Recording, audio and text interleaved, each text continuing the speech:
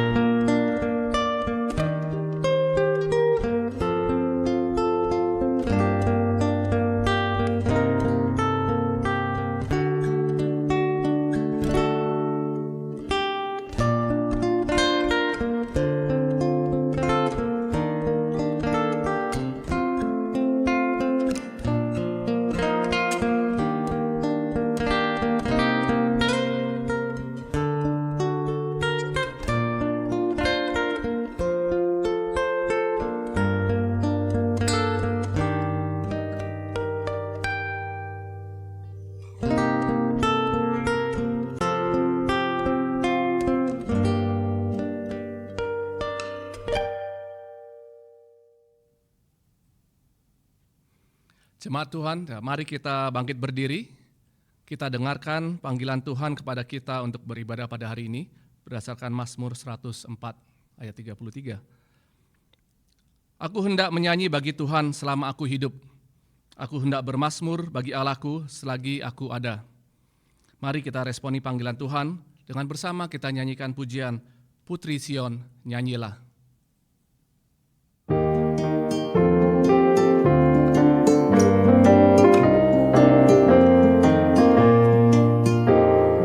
Putri Sion, nyanyilah,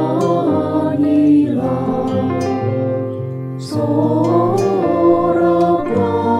Yerusalem, mari sambut Rajamu, Raja damai, terima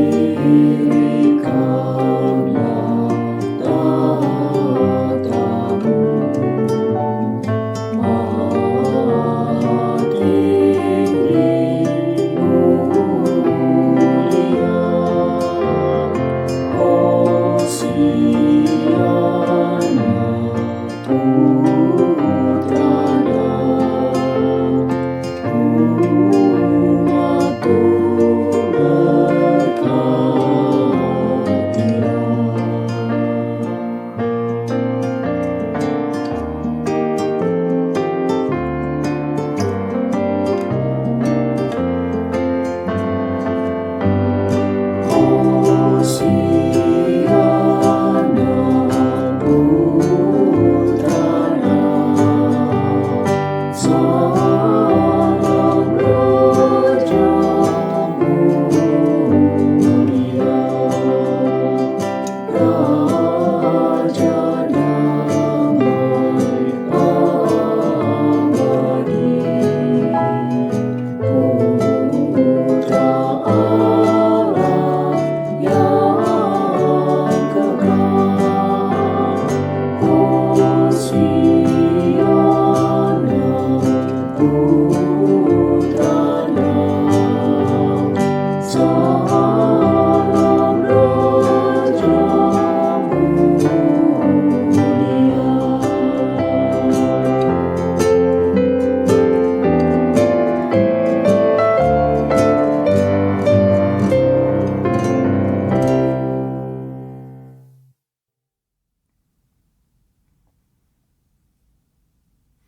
Jemaat dipersilakan duduk. Bangsa Israel berkeluh kesah menantikan Sang Immanuel untuk melepaskan dari belenggu pedih dan lembah sengsaranya. Sama seperti bangsa Israel saat itu, kita pun selalu mengalami pergumulan dalam kedagingan kita setiap hari. Kita akan menyanyikan lagu "Oh Datanglah Immanuel". Biarlah ketika kita nyanyikan lagu ini, liriknya beresonansi dalam hati kita, bahwa kita pun memerlukan pertolongan Sang Immanuel dalam pergumulan kita setiap hari. Oh datanglah Immanuel.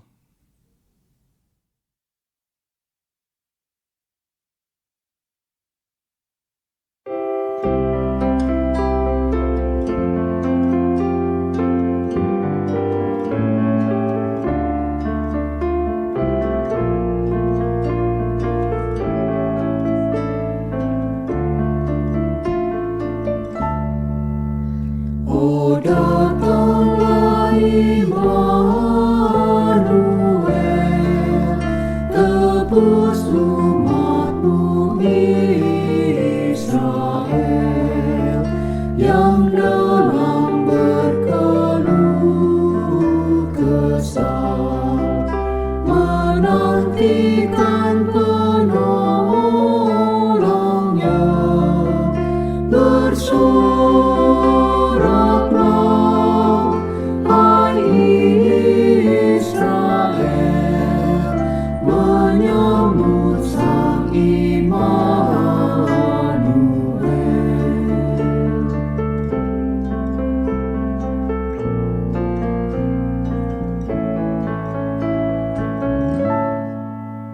Oh datang tunas Isai,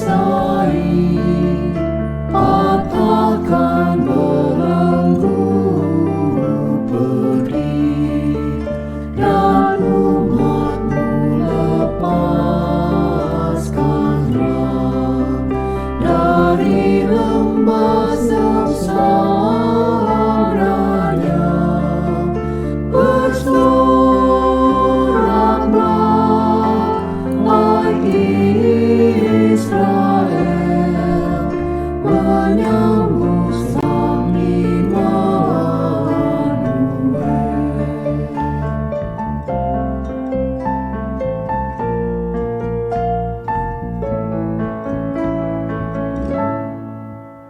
Oh Tuhan Allah datanglah, firman-Mu berkuasalah, seperti waktu Kau beri di atas puncak Sinai. Bersoraklah, hai Israel, menyambut Sang Immanuel.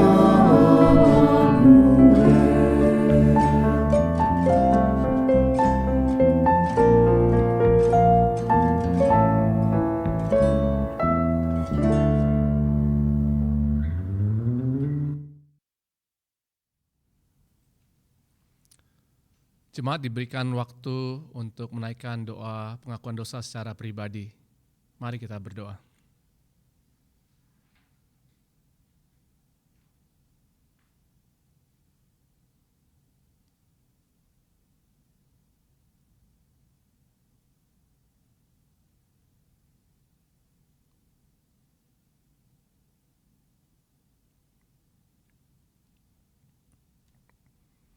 Kasihanilah kami, ya Allah, menurut kasih setiamu. Hapuskanlah pelanggaran kami menurut rahmat-Mu yang besar. Bersihkanlah kami seluruhnya dari kesalahan kami, dan tahirkanlah kami dari dosa kami.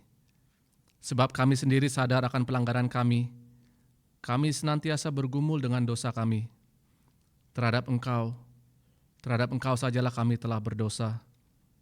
Kami naikkan doa permohonan pengampunan dosa ini di dalam nama Tuhan Yesus Kristus, penebus kami. Amin. Jemaat yang dikasihi Tuhan, Allah kita bukan hanya Allah yang Maha Kudus yang membenci dosa, tapi Dia juga adalah Allah yang Maha Kasih, yang mau mengampuni dosa kita jikalau kita mau datang kepadanya, mengaku dosa dan bertobat. Oleh karena itu, jemaat diundang untuk bangkit berdiri. Mari kita dengarkan berita anugerah yang terambil dari Yeremia 33 ayat 8. Aku akan mentahirkan mereka dari segala kesalahan yang mereka lakukan dengan berdosa terhadap aku. Dan aku akan mengampuni segala kesalahan yang mereka lakukan dengan berdosa dan dengan memberontak terhadap aku. Jemaat Tuhan, ada pepatah yang mengatakan, tak ada akar rotan pun jadi, tak ada gedung GPO, gedung santek pun jadi. Tak ada gedung santek, ibadah online pun jadi. Damai Allah tidak bisa dibatasi oleh tempat. Namun pertanyaannya, adakah tempat bagi Yesus di hati kita? Adakah tempat baginya?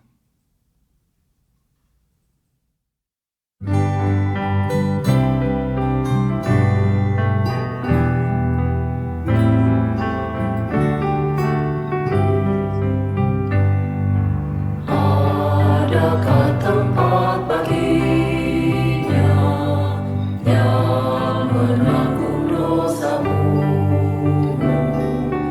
Yesus telah ketuk hatimu, sambutlah penebusmu. Berikanlah tempat baginya dan dengarkan sabdanya. Bukalah pintu hatimu, sambut Dia segera.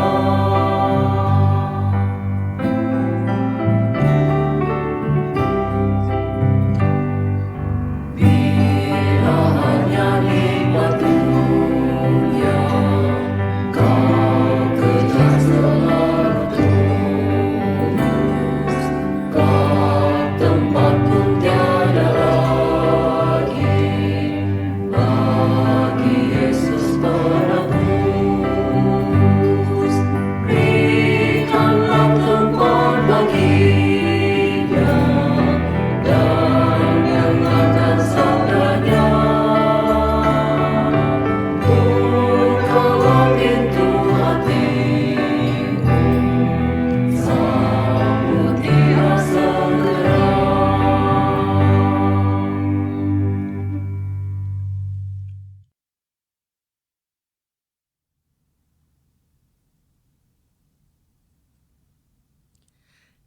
Jemaat yang dikasihi Tuhan, sebelum kita bersama-sama membaca dan merenungkan firman Tuhan, mari kita berdoa bersama-sama. Kami datang kepadamu Allah yang hidup, Allah yang maha hadir, yang mendampingi kami dimanapun kami berada dan dalam kondisi apapun. Kalau pada hari ini kami beribadah kepadamu dengan cara yang berbeda, tidak seperti pada minggu-minggu sebelumnya, kami tahu Engkau pun hadir. Karena itu kami berdoa supaya Engkau menolong kami di tempat kami masing-masing pada waktu kami membaca, merenungkan bagian firman Tuhan ini. Kami ditolong untuk memahami kebenaran dan kami rindu menjadi pelaku-pelakunya. Kami siap untuk mendengarkan. Demi nama Tuhan Yesus Kristus kami naikkan doa kami. Amin. Bapak, Ibu serta saudara sekalian, teks kita pada hari ini diambil dari Yesaya pasal yang ke-26 ayat 3 dan 4. Yesaya 26 ayat 3 dan 4. Saya akan bacakan untuk kita sekalian, saya membaca dari TB2. Yesaya 26 ayat yang ketiga. Yang teguh hatinya kau jagai dengan damai sejahtera. Damai sejahtera. Sebab kepadamulah ia percaya. Percayalah kepada Tuhan selama-lamanya, sebab Tuhan Allah adalah gunung batu yang kekal. Bapak Ibu Saudara-saudara sekalian, pernahkah kita merasa jengkel? Kita merasa seperti kenyamanan kita, sukacita kita, damai kita itu tiba-tiba hilang atau dirampas. Dan seringkali pada waktu kita kembali melihat bagaimana sukacita itu hilang, kadang-kadang itu bersumber atau berasal atau disebabkan oleh perkara-perkara yang remeh atau yang kecil, yang sederhana. Tidak selalu merupakan perkara yang heboh, yang sungguh-sungguh orang mengatakan ya dia patut kehilangan sukacita. Seringkali kalau kita ketinggalan payung atau payung kita mau bawa basah, atau mungkin kita hanya tersandung atau mungkin kita terhalang dengan sesuatu yang kecil, kita cepat sekali merasa jengkel. Kita menyadari bukan bahwa seringkali sukacita, damai sejahtera itu berubah oleh karena situasi-situasi tertentu, harapan-harapan tertentu, atau kejadian-kejadian tertentu.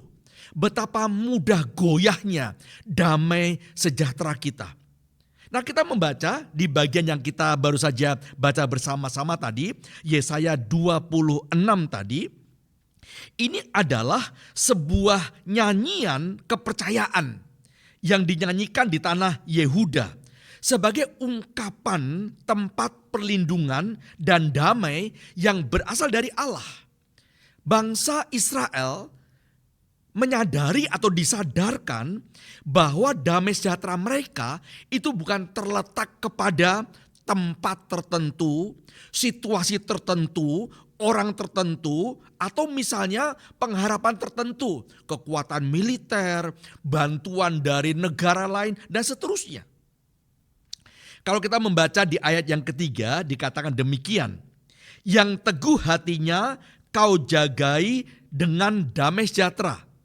Damai sejahtera, sebab kepadamulah ia percaya. TB2 atau terjemahan 2 itu lebih tepat menerjemahkan bahasa aslinya. Kalau dalam bahasa asli memang ada kata-kata shalom dan itu diulangi 2 kali. Shalom, shalom.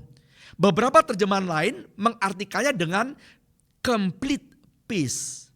Ya, atau damai sejahtera yang sempurna. TB1 kita atau terjemahan kita yang sebelumnya hanya menulis damai sejahtera. Ya. Apa yang mau dikatakan dengan ayat ini? Dikatakan engkau Tuhanlah yang menjagai seseorang dengan damai sejahtera. Bahkan damai sejahtera yang complete. Damai sejahtera yang utuh, perfect love atau perfect peace. Nah, seringkali seperti yang sudah saya katakan, kita merasa bahwa kita akan damai sejahtera, kita akan merasa tenang, kita akan merasa nyaman, kita membuat semacam syarat. Saya akan nyaman kalau harapan saya tempat tertentu itu yang saya dapatkan. Atau keberhasilan tertentu, atau saya dekat dengan orang tertentu, dan sebagainya. Di sanalah kita mengaitkan, kita menaruh damai sejahtera kita. Dan ketika hal-hal itu tidak ada atau dia goyah, maka cepat sekali damai sejahtera itu lenyap atau hilang dalam kehidupan kita. Nah, bangsa Israel ditolong untuk memahami bahwa Allah sang pemberi damai sejahtera itu adalah Allah yang tidak akan dipengaruhi oleh tempat tertentu, situasi tertentu, atau kondisi-kondisi tertentu. Allah lah sumber damai sejahtera. Damai itu ada karena ada Allah dan ada kehadiran Allah di dalam satu situasi tertentu. Damai yang berlapis, shalom, shalom. Damai yang sejati. Walau di tengah kesulitan, walau di tengah situasi yang sepertinya tidak memungkinkan orang untuk mengalami damai sejahtera. Dikatakan yang teguh hatinya bukan seperti mendapatkan damai sejahtera, tapi dikatakan yang teguh hatinya engkau jagai dengan damai sejahtera. sebab ia percaya kepada Tuhan. Kita melihat bahwa umat itu bukanlah penyebab dari damai sejahtera. Damai sejahtera tidak pernah muncul dari diri sendiri. Karena betapa rapuhnya kita dan betapa tipisnya kita menaruh harapan kita atau damai sejahtera kita kepada situasi kita. Allah lah sang pemberi damai sejahtera. Allah lah sang pembawa damai sejahtera. Bukan kita yang membawanya. Dikatakan di sana, saya membaca dalam terjemahan yang lain yaitu bahasa Indonesia sehari-hari, ayat yang ketiga dikatakan demikian. Tuhan, Engkau memberi damai dan sejahtera kepada orang yang teguh hatinya, sebab ia percaya kepadamu. Apa itu percaya dalam konteks ini? Percaya berarti dia bergantung secara penuh, menaruh kepercayaan tanpa ragu-ragu. Saya menyadari bahwa banyak laki-laki, banyak suami yang kalau dia duduk di mobil di depan dan istrinya yang drive atau nyetir atau mungkin anaknya, kebanyakan para suami tidak percaya kepada istri yang nyetir. Ya, entah kasih petunjuk terus-menerus atau seperti ikut ngerem dan seterusnya. Dan jarang suami bisa tidur di samping istrinya yang sebagai driver. Saya pernah mengalaminya, bahkan ketika anak saya yang nyetir gitu ya. Saya tidak bisa tidur, saya memberikan arahan. Intinya sebetulnya saya tidak terlalu percaya. Lain kalau seseorang yang ada di belakang kemudi itu orang yang saya sangat percaya. Saya akan tidur dengan nyenyak. Percaya membuat seseorang mampu bersandar secara penuh. Kalau kita duduk di kursi, kemudian kita bersandar dengan nyamannya ke belakang, itu artinya karena kita percaya bahwa sandaran kita ini cukup menopang kita. Kalau kita ragu-ragu, kita akan bersandar dengan separuh hati atau berpikir, jangan-jangan jatuh. Hanya karena kita percaya kepada sandaran itu, kita bisa pasrah, kita bisa mungkin tertidur karena ada sandaran yang kita percaya. Itulah seseorang yang percaya, menyerahkan seluruh kendali hidupnya, menukar kekhawatiran dengan penyerahan yang penuh, mengakui bahwa betul orang yang saya percaya ini dia mampu. Saya tidak perlu khawatir atau bahkan mungkin dia lebih mampu daripada saya. Banyak orang yang naik bus, banyak orang yang naik pesawat, kereta api, dia tidak perlu bertanya siapa pilotnya hari ini, siapa masinisnya, dan kemudian dia harus ada di sampingnya melihat cara kerja pilot dan masinis. Saya naik pesawat, saya tenang karena saya tahu bukan cuma saya percaya kepada pilotnya, saya tahu bahwa dia lebih terampil daripada saya. Apa sih urusan saya? Apa sih pentingnya saya untuk mencoba campur tangan dan mungkin mengarahkan pilot tersebut? Kalau kita percaya bahwa Allah lah sumber segala damai sejahtera, Allah yang memelihara, menemani, mengawal kehidupan kita dan kita mampu bersandar secara penuh, maka sebuah pengakuan bahwa sungguh saya tidak perlu mengurus diri saya dengan ketakutan karena ada seseorang yang lebih mampu untuk mengurus kehidupan saya. Bahkan kita bisa bersandar kepada Tuhan melampaui segala keadaan. Keadaannya tidak ideal sekalipun. Kalau kita naik pesawat ada turbulence atau ada gangguan cuaca, kita mau apa lagi? Saya tidak punya kemampuan untuk mengatasinya. Saya percaya kepada pilot, kepada awak pesawat lainnya. Dan saya tahu mereka jauh lebih terampil.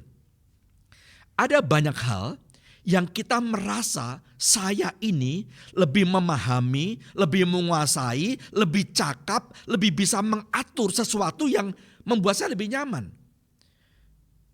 Itu mungkin urusan keluarga, urusan keuangan, masa depan, pergaulan, pekerjaan. Kita merasa saya lebih tahu, saya lebih mahir, saya lebih terampil. Walaupun secara teori kita tahu kita punya Allah, tapi seringkali Allah yang kita katakan Allah yang maha kuasa itu kita kerdilkan, kita hambat dia, kita membatasi dia untuk mencampuri kehidupan kita. Kita seperti menaruh Allah di sebuah tempat dan kita berkata bahwa engkau boleh bergerak, engkau boleh mencampuri hidupku kalau aku minta, kalau aku izinkan. Artinya apa? Saya lebih terampil. Berbahagialah mereka yang menaruh percayanya kepada Allah, sebab kepadamulah ia percaya. Dan menarik dikatakan, ya, Allah yang kita percaya itu adalah Allah yang seperti apa? Di ayat 4 dikatakan, percayalah kepada Tuhan selama-lamanya, sebab Tuhan Allah adalah gunung batu yang kekal. Seringkali kita bisa percaya kepada seseorang dalam satu kurun waktu tertentu, sementara waktu. Kita mungkin punya kesaksian, dulu saya percaya kepadanya, dulu saya bisa mengandalkan dia, tapi tidak untuk sekarang. Orang itu berubah. Baik berubah karakternya, jadi dulu dia setia, dia baik, dia dapat diandalkan, sekarang tidak. Setelah mengalami sesuatu dia berubah, saya tidak lagi bisa mengandalkan dia. Atau karakternya mungkin tidak berubah, cuma kemampuannya itu berubah. Ada orang yang dulu baik dan tetap baik. Kita seringkali mengandalkan dia, seringkali dia mudah menolong kita. Tapi seiring dengan waktu, dia semakin berumur, dia semakin tua, fisiknya semakin lemah. Maka orang yang baik itu dan tetap baik itu tidak lagi bisa kita andalkan untuk menolong kita. Misalnya ayah kita baik dan tetap baik. Dulu setiap kali kita melakukan sesuatu dia bisa mengantar kita, dia bisa membuatkan kita mainan, dia bisa menggendong kita.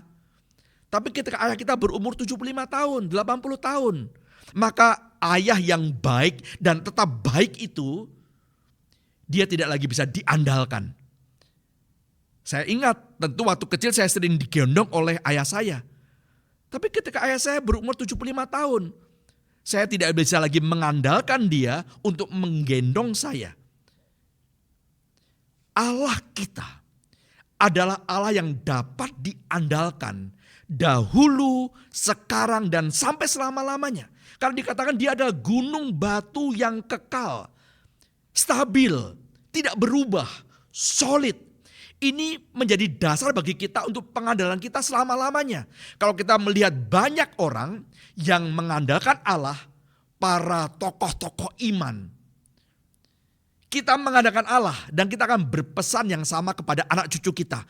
Andalkan dia, percaya kepadanya. Kenapa kita bisa berkata demikian? Karena Allah kita adalah Allah yang tidak berubah.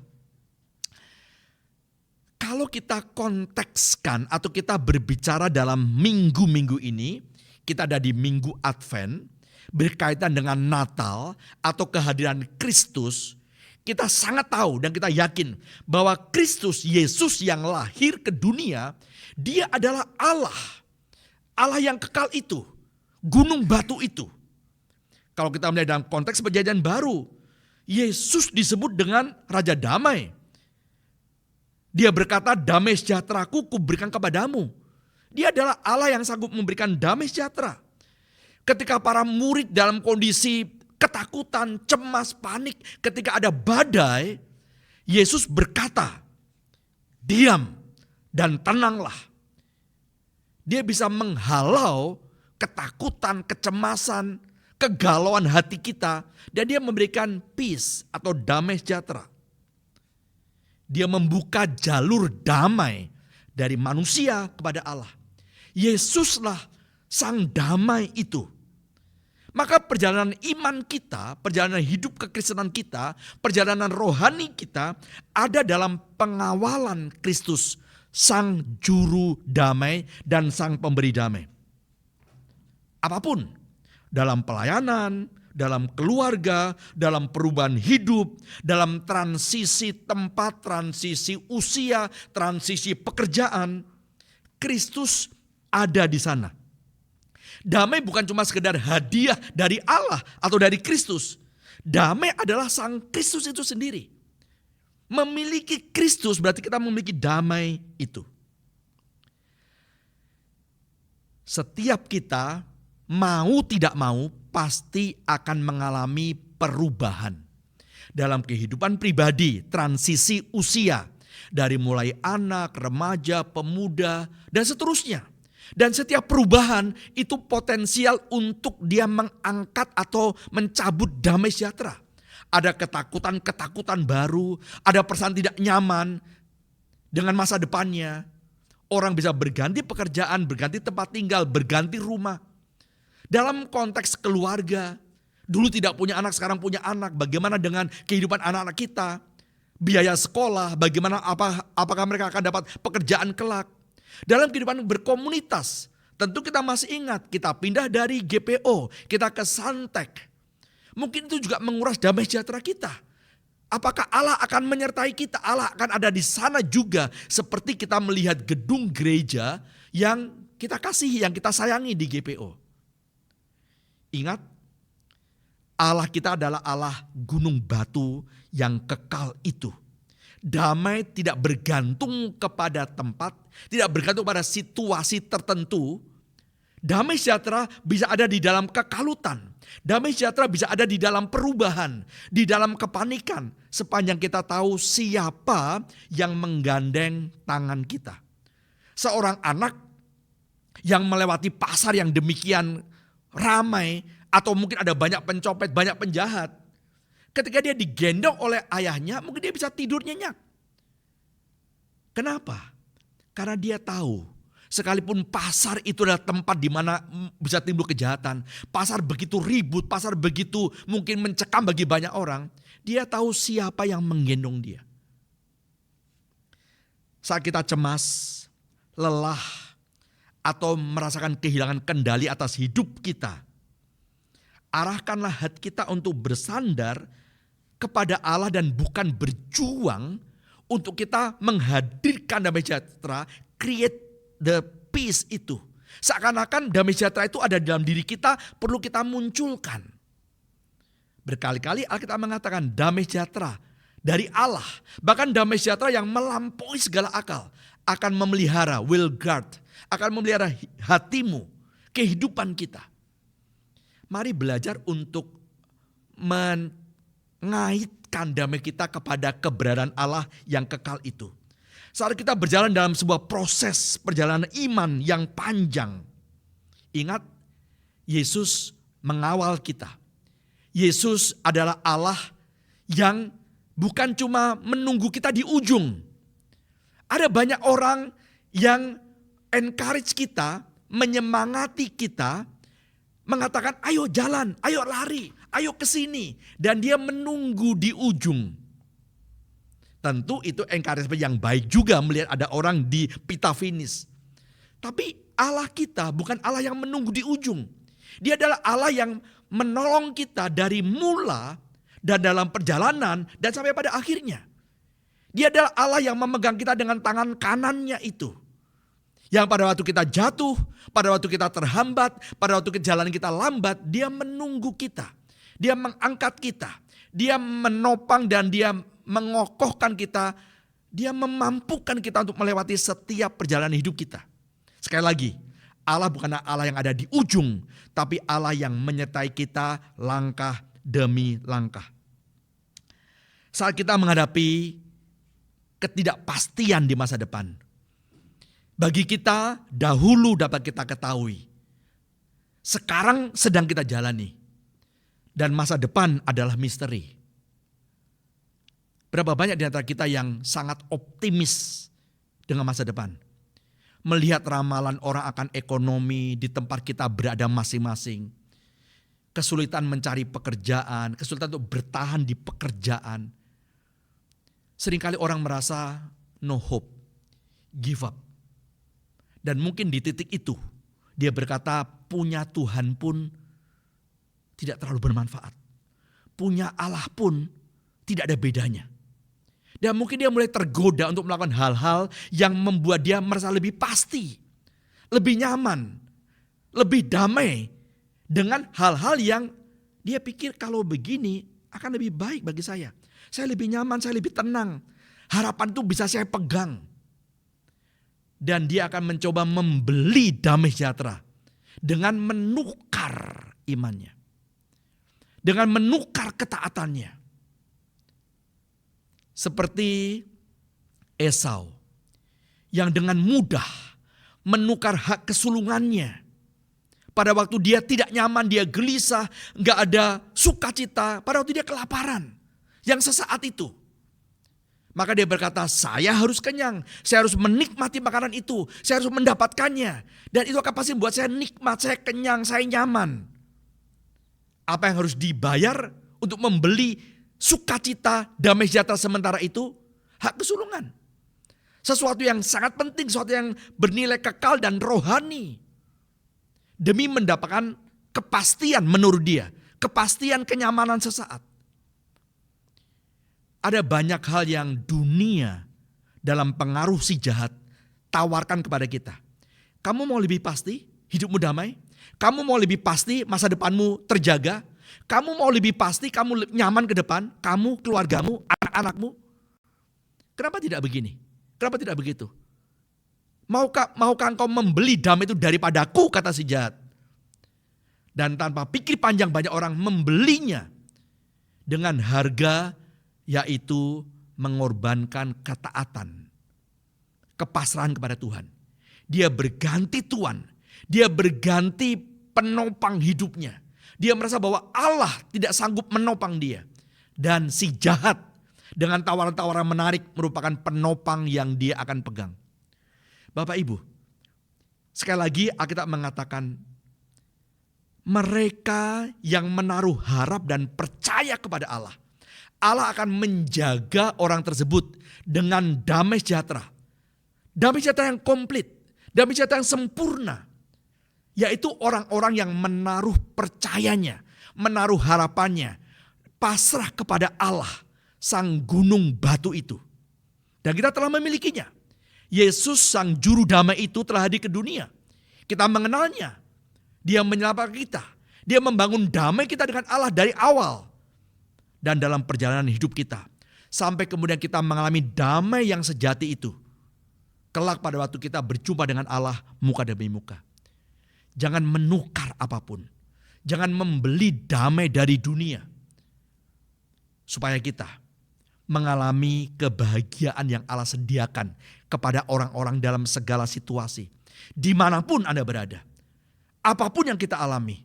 Kegoncangan apapun yang Tuhan izinkan kita alami.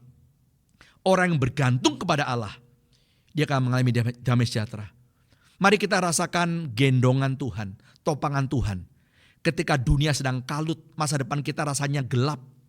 Di dalam rengkuhan tangannya, di dalam gendongannya yang hangat itu, kita bisa membangun dan mendapatkan sukacita, damai sejati. Mari kita berdoa bersama.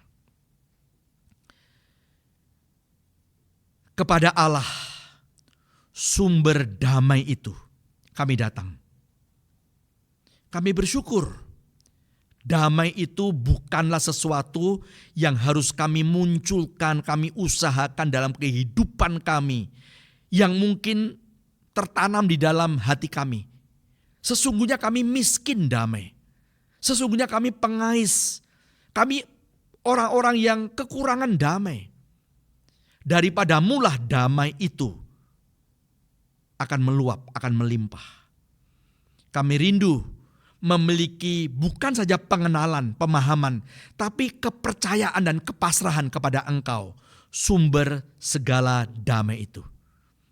Kami bersyukur Engkau adalah Allah yang kekal, yang kami bisa pasrah kepadamu sepanjang segala abad. Kami bersyukur Engkau adalah Allah yang Maha Hadir, yang mengawal kami dimanapun kami berada. Karena kehadiranmu itulah pemberi damai. Kami bersyukur dalam situasi apapun, Engkau adalah Allah yang tidak meninggalkan kami. Tanganmu menggandeng kami. Demi nama Tuhan Yesus Kristus, Sang Juru Damai itu, kami naikkan doa kami. Amin.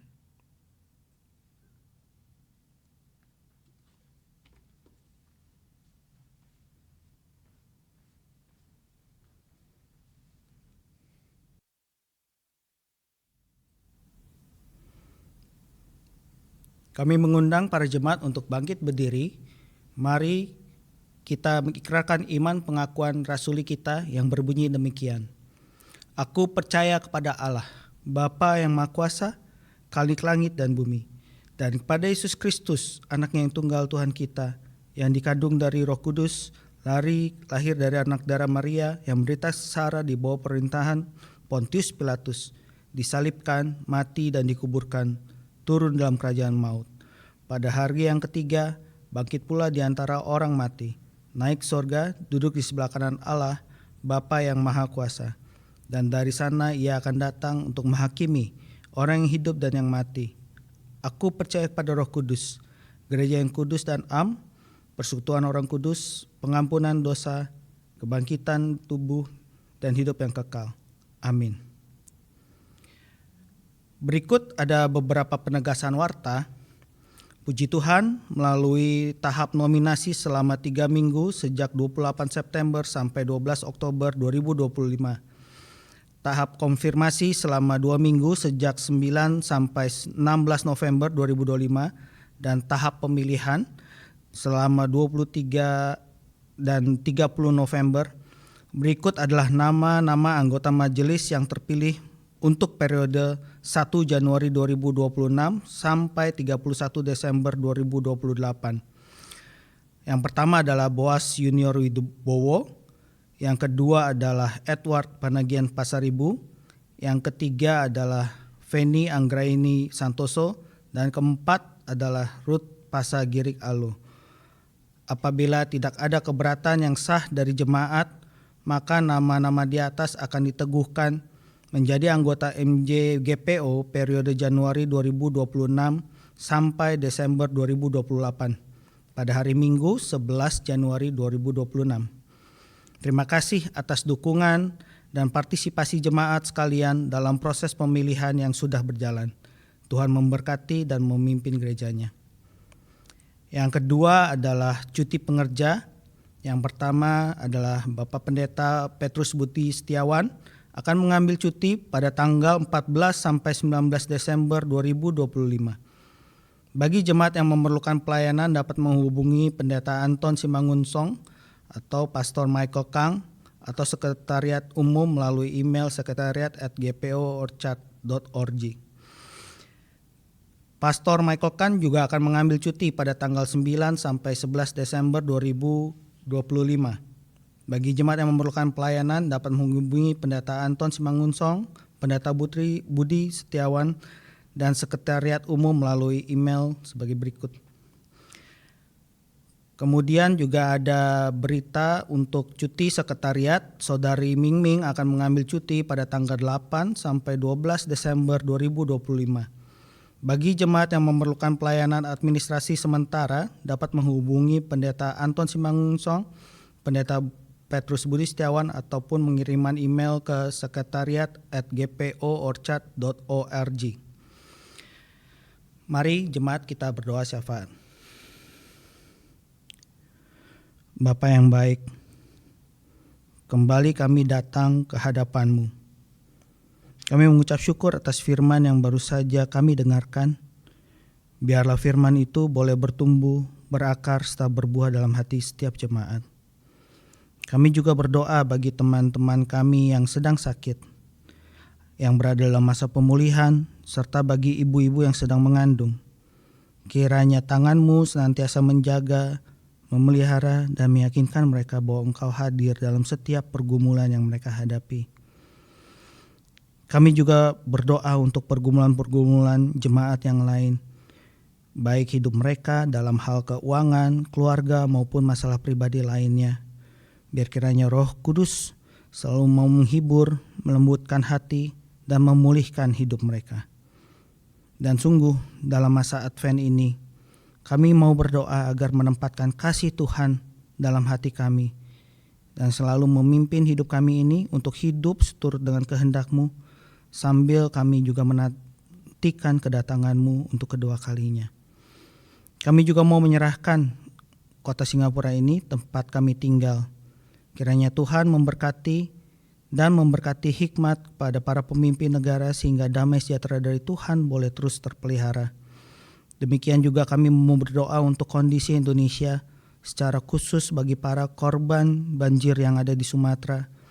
Kiranya Tuhan menguatkan hati mereka, menolong mereka melewati masa yang sulit ini dan memberikan pemulihan. Kiranya Tuhan berkenan mendengar doa kami ini, dan kami mau menutup doa seperti yang Tuhan Yesus ajarkan.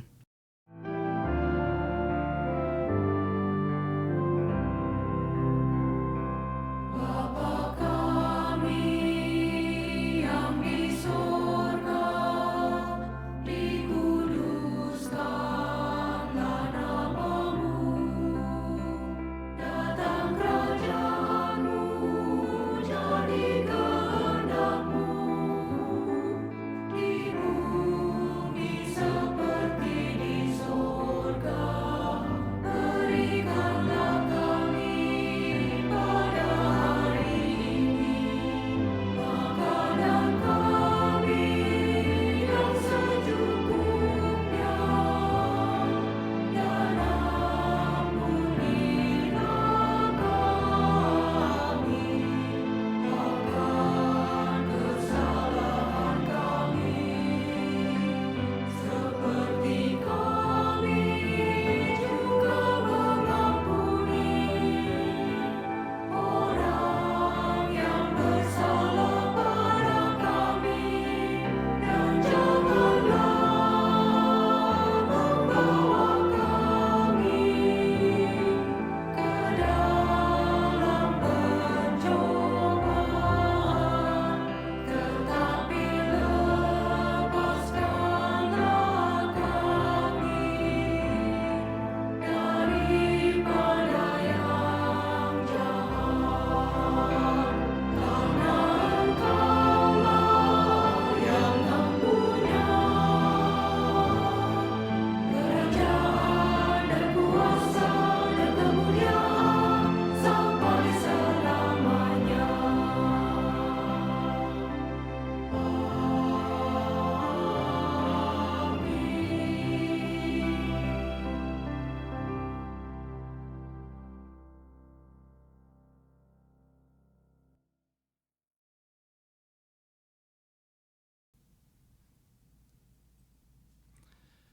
Jemaat Tuhan, saat ini kita diberikan kesempatan untuk memberikan persembahan. Saya akan membacakan nats yang mendasari persembahan kita, yang diambil dari Ulangan 16 ayat 16b hingga 17. Janganlah ia menghadap hadirat Tuhan dengan tangan hampa, tetapi masing-masing dengan sekedar persembahan sesuai dengan berkat yang diberikan kepadamu oleh Tuhan Allahmu. Jemaat bisa memberikan persembahan melalui QR Code yang akan ada di layar nanti, tampilkan di layar. Dan mari kita memberikan persembahan ini dengan ucapan syukur, bukan hanya melalui berkat materi, tetapi juga kita serahkan tubuh, roh dan jiwa kita. Sambil memberikan persembahan, kita akan menyanyikan lagu Berserah kepada Yesus dan Ya Tuhan Tiap Jam.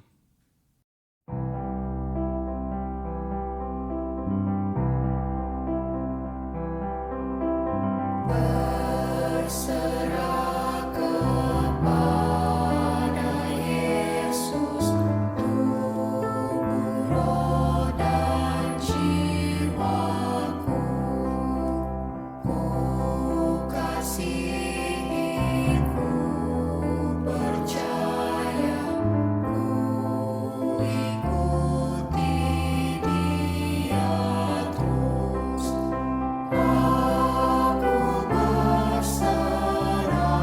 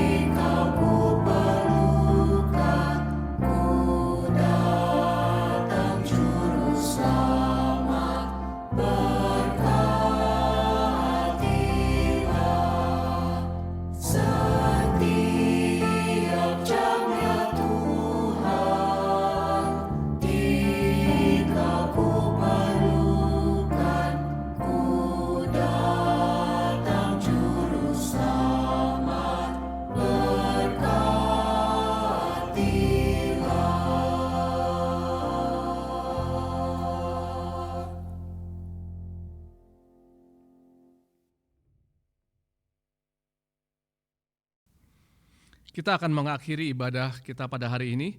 Biarlah segala puji syukur, hormat dan kemuliaan hanya bagi Allah Bapa, Putra dan Roh Kudus.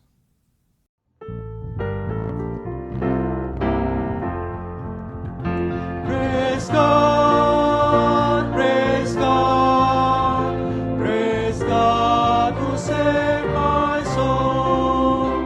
Praise God, praise God, praise God from whom all blessings flow.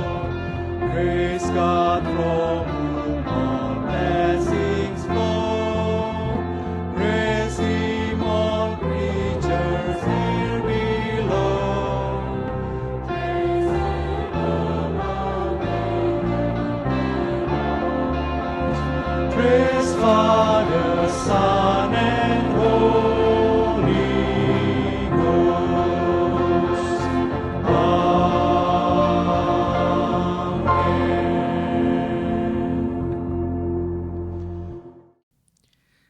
Jemaat sekalian, apakah kita pernah bahkan sering kali kehilangan damai sejahtera?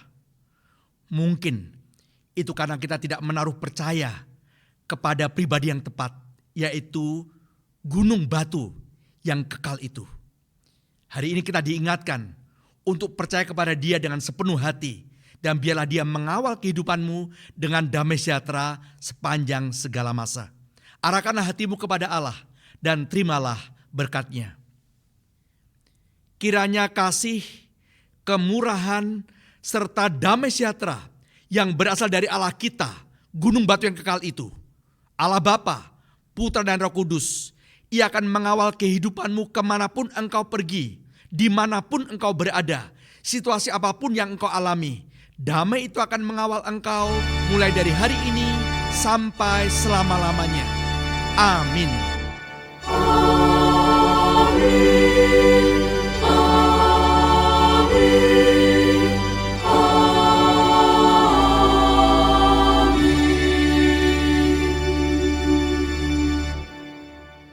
Oke, jemaat, silakan duduk. Ibadah selesai, dan setelah ibadah pada sore ini, jemaat bisa mengambil waktu teduh untuk bersyukur atas jalannya ibadah hari ini. Dan sekali lagi saya mau mengingatkan kalau minggu depan kita akan kembali ibadah secara onsite di Suntec City jam 2.30. Dan sampai jumpa minggu depan. Selamat hari Minggu, Tuhan memberkati.